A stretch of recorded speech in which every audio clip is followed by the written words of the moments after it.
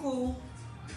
Voilà, dans la vidéo précédente, je disais ceci que dans celle-ci, je vais vous expliquer comment cet être-là auquel je me suis éveillée a transformé toute ma vie et a fait de moi la femme épanouie, la femme pleine que je suis aujourd'hui.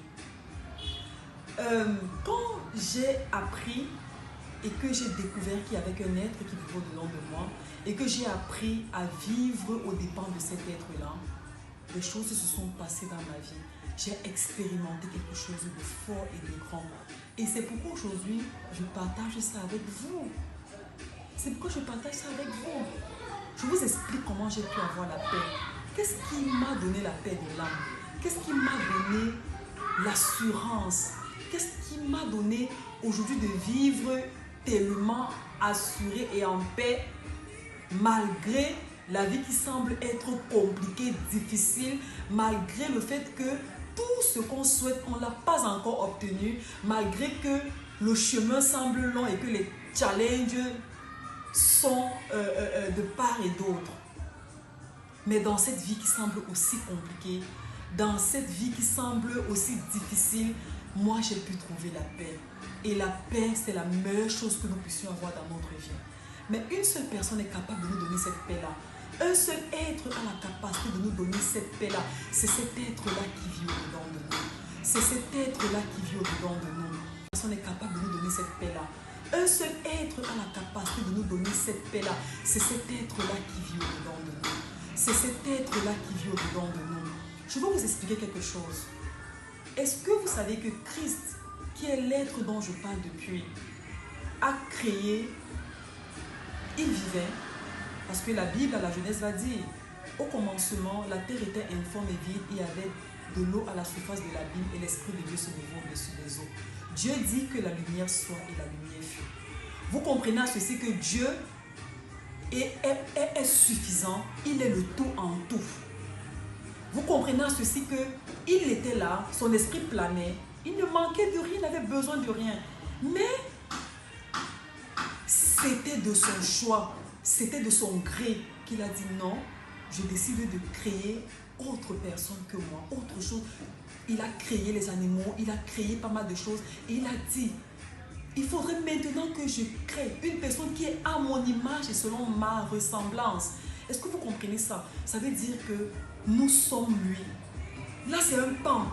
Maintenant, il faut que je vous explique également. Est-ce que vous savez que lorsque Christ est venu vivre sur terre en tant qu'homme, il a vécu tout ce que nous vivons aujourd'hui et même au-delà.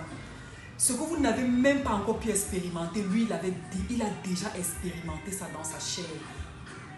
Lorsqu'il est mort à la croix et qu'il a été résurrectionné au troisième jour et qu'il a expérimenté ça dans sa chair. Lorsqu'il est mort à la croix et qu'il a été résurrectionné au troisième jour et qu'il est monté au ciel, d'où l'ascension, il s'est assis avec nous à la droite de Dieu le Père. Ceci dit, lors de cette mort-là, il y a eu un échange.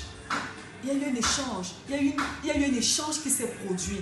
Il est mort et toutes ces choses, toutes ces oppositions, cette vie que nous vivons aujourd'hui, toutes ces choses que nous pouvons faire face aujourd'hui, que nous pouvons rencontrer aujourd'hui, sont mortes avec lui ce jour. Lorsqu'il a été résurrectionné, nous avons été résurrectionnés, nous la nouvelle génération, nous des nouvelles personnes, nous une nouvelle génération. Un individu, quelque chose de nouveau est né lors de sa résurrection. Ça veut dire que ce qui est né de nouveau là, lors de la résurrection de Christ, ce n'est plus seulement nous, mais c'est lui en nous et c'est nous en lui. Quand vous comprendrez ça, vous comprendrez que au commencement, il était seul.